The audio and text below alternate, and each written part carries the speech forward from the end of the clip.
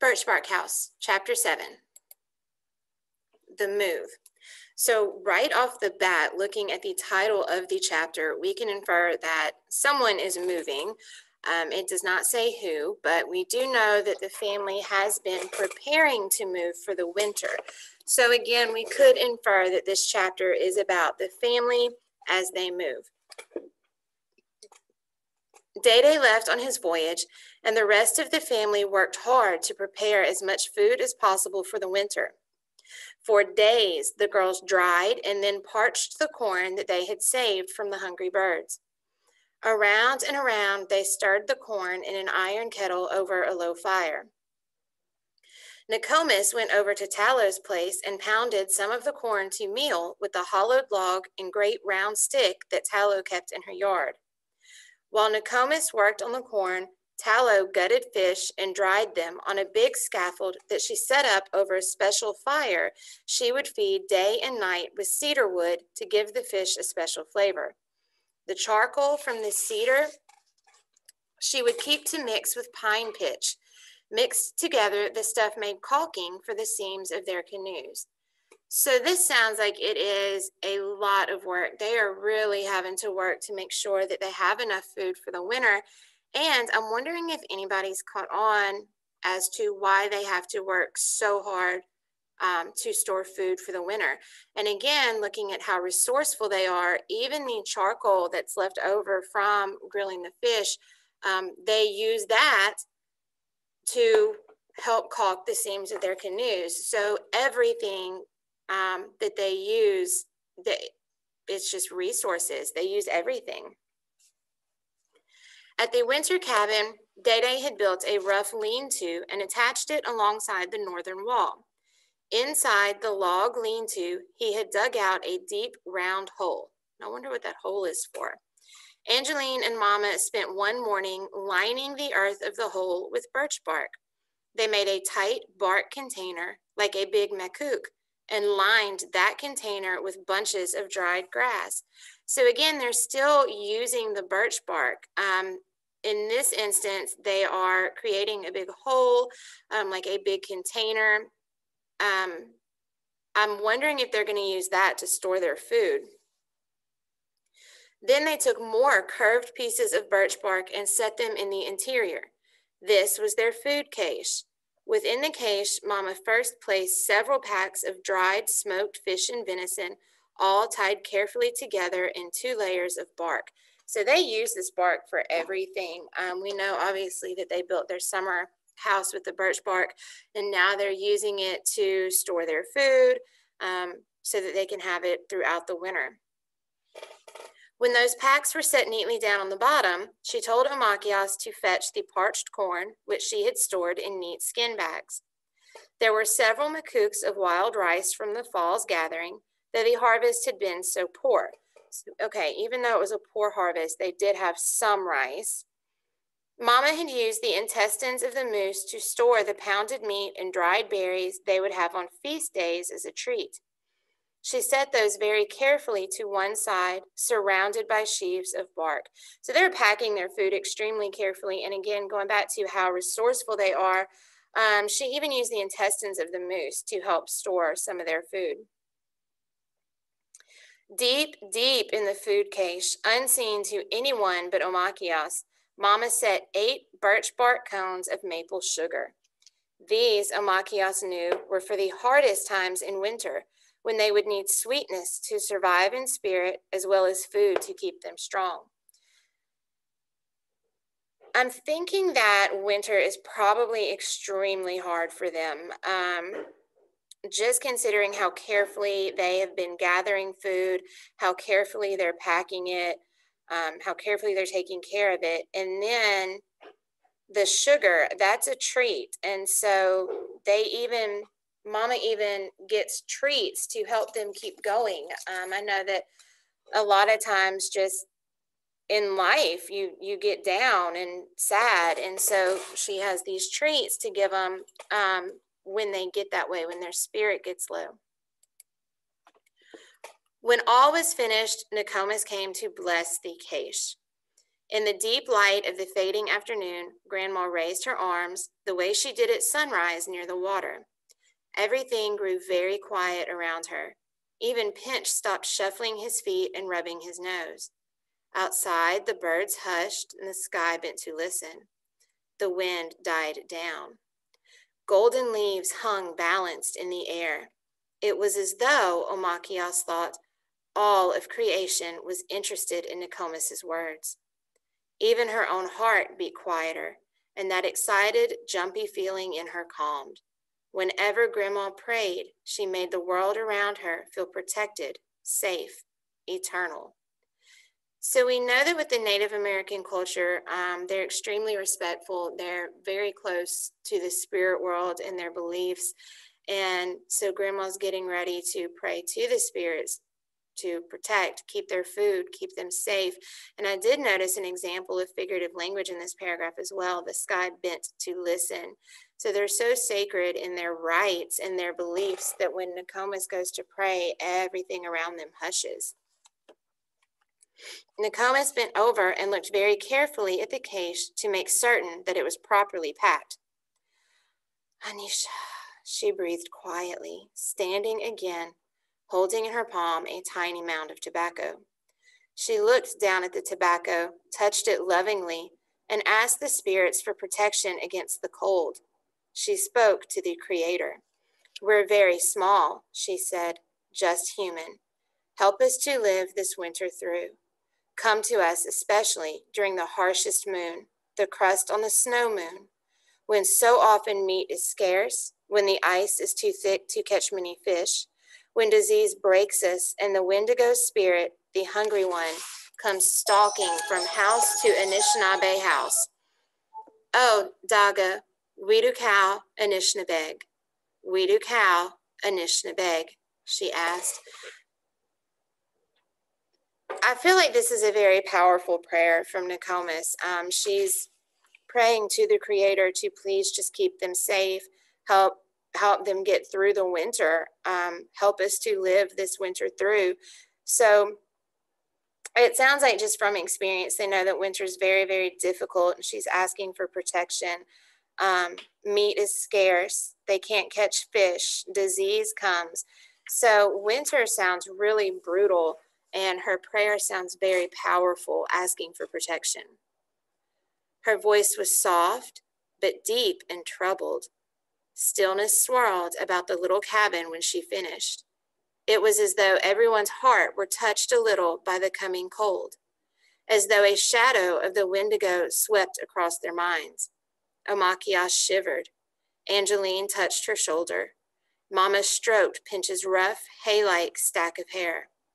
Baby Niwo was the first to make a sound, and that sound was a sudden cry. Thinking about language used in the text, right here, I get almost a feeling of unease. Her voice is troubled. It is very still all around them, but the prayer has finished. And now it's like the cold is creeping in to their hearts and to their minds. It's like they just get this feeling of something coming. So this is really well written. It is kind of giving you that uneasy sound. They spent that last night in the birch bark house, chilled in their robes and blankets. Already, Omachias missed summer. When morning came, Mama hardly had the fire going before they all began to pack. Mama stirred the soup in the kettle, heated it through, and brought some to Nokomis in the tin bowl, with the trader's spoon. Nokomis drank it all up, stretched her arms, hopped to her feet with a young girl's agility, and she rubbed her hands. She loved moving, packing, changing locations. Before the sun even popped its rays through the lowest brush, she was carefully rolling up the rush mat she had woven. From the inside walls of the house, she lifted down her careful bundles of roots, her bags of berries and dried crumbled leaves, and long curls of inner bark of certain trees. It seems like Nokomis, even though they had a foreboding feeling, Nokomis is excited. It says that she likes to move. So maybe she likes change. Maybe she likes it when things change. She hopped to her feet with a young girl's agility. Well, if I picture a young girl hopping up, she's very quick, she's very smooth, she's very energetic. And so I can imagine that this is how Nokomis is jumping up. We know that our setting is about to change. They spent their last night in the birch bark house. So we know that our setting is about to change. They're about to be in their winter house. And I'm interested to see what that setting is like. For the first time, Amachias noticed all of these little bundles and how cleverly they were tied, how interesting each one smelled. Their colors, their odd, shriveled shapes.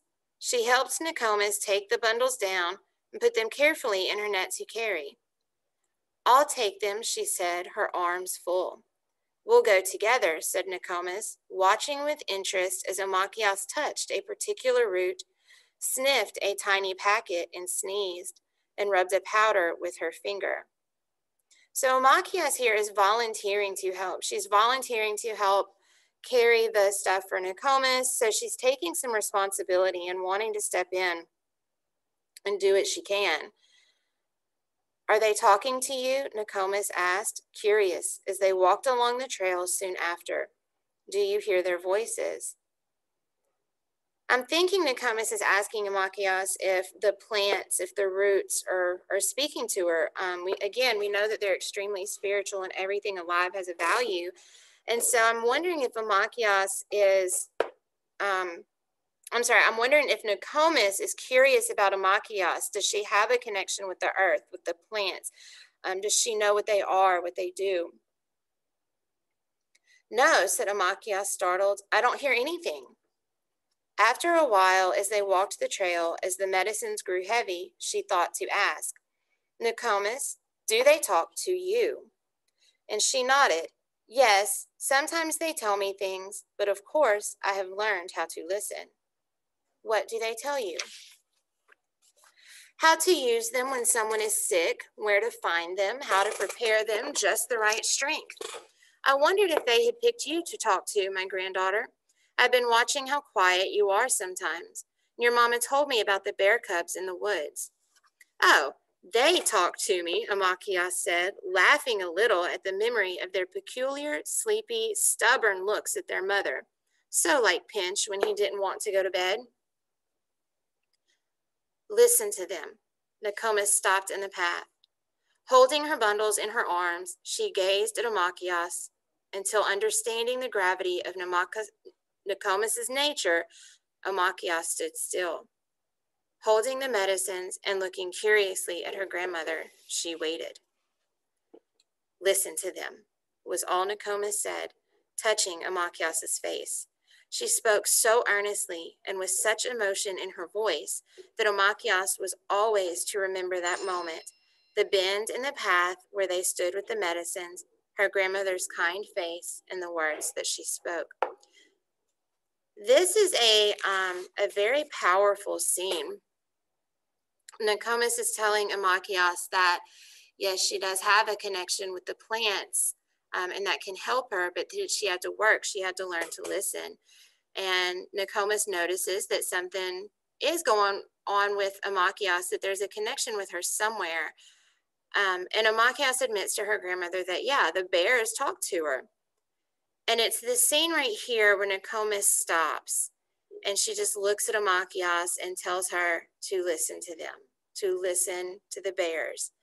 It's a very poignant moment, a very powerful moment.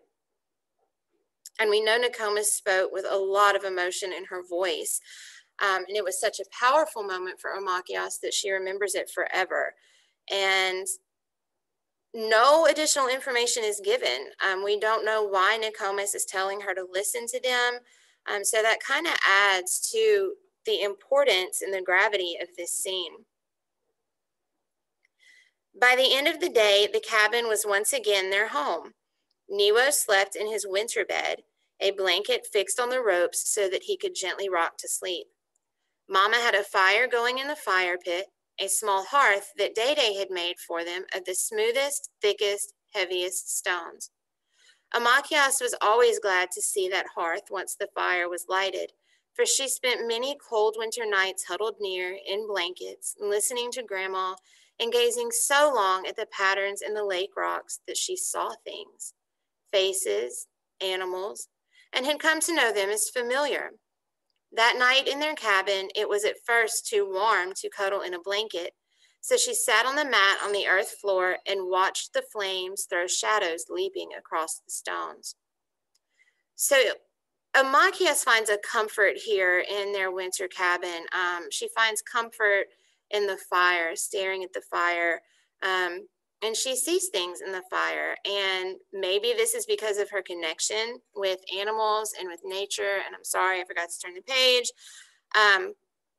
But she does find a comfort here. She sat on the mat on the earth floor and watched the flames throw shadows leaping across the stones.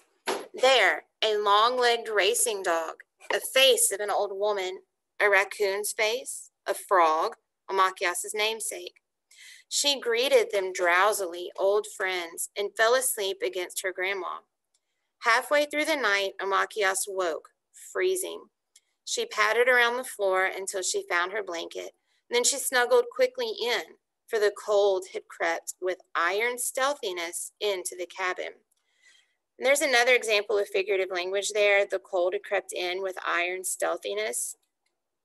So it sounds like the cold kind of just crept in forcefully and sneaky. They weren't expecting it to be that cold that night. Dark air stabbed at them from all along the edges of the sleeping mats. Figurative language again, the dark air is coming in, it's approaching the cold, the dark. It seized at their shoulders, their feet, even the hair on top of Amachias' head and the tip of her nose. She buried her face in the fur of her blanket, nestled close against Nokomis' back, and as she fell asleep, it seemed to her that there was something odd in the ferocity of the cold that continued to deepen as the night went on.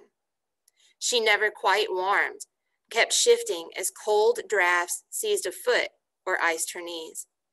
All night she woke, slept, woke again, and it took until the darkness lightened before she felt warm enough to drop into a heavy dream. Couple of things I picked up here. It seemed to her, to Amachias, that there was something odd in how fierce this cold was. She couldn't go to sleep. She couldn't get warm. And so I'm wondering if this is a foreboding, if this is kind of letting us know that maybe something's going to happen, something's going to go on. Again, this part of the chapter, left me feeling a little bit uneasy, talking about the ferocity of the cold, talking about how the dark is stabbing at them. So there's a few opportunities here for us to kind of question and go deeper and wonder maybe what's going on. We know that the setting did change. They're in the winter cabin. The main characters of this chapter appear to be Amachias and Nokomis, and we learn a lot about their relationship here. And again, we kind of get a feeling here that something's going to happen, something's going to change.